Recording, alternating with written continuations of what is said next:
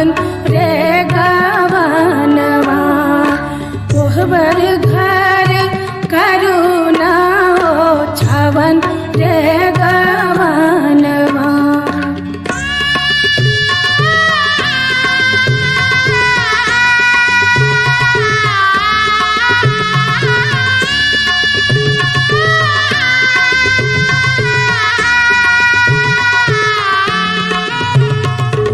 एक तछी राजा बेटी दोसर पंडित पुतहु, दोसर पंडित पुतहु।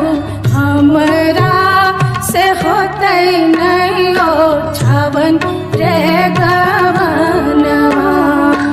हमरा से होते नहीं हो छावन रे गवनवा।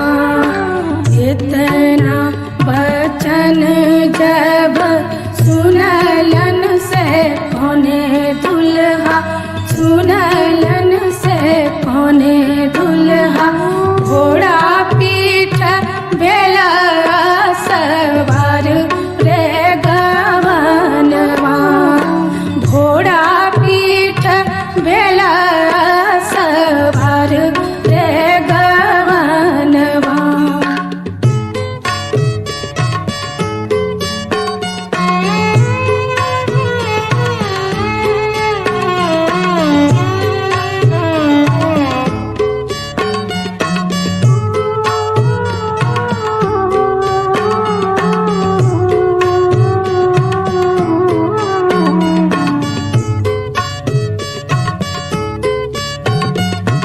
घर से बाहर भेली, घर से बाहर भेली।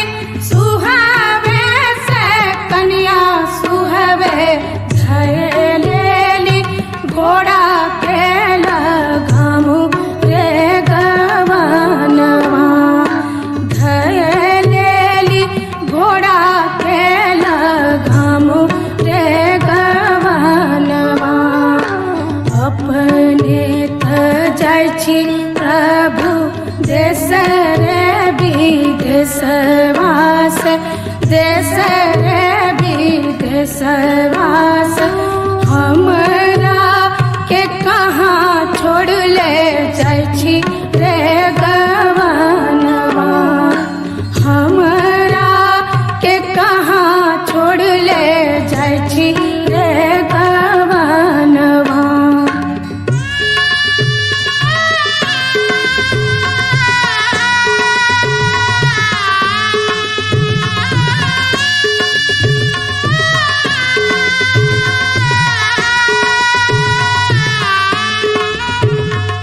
नहिरा में छऊ सुंदर माई बाप भैया से, माई बाप भैया से। ससुरा में छऊ छोटो देवर रे गवनवा। ससुरा में छऊ छोटो देवर रे गवनवा। ये काम देते प्रभु माई बाप भैया से, माई बाप भैया से। ये काम देते छोटो देवर रे गवनवा। ये काम देते छोटो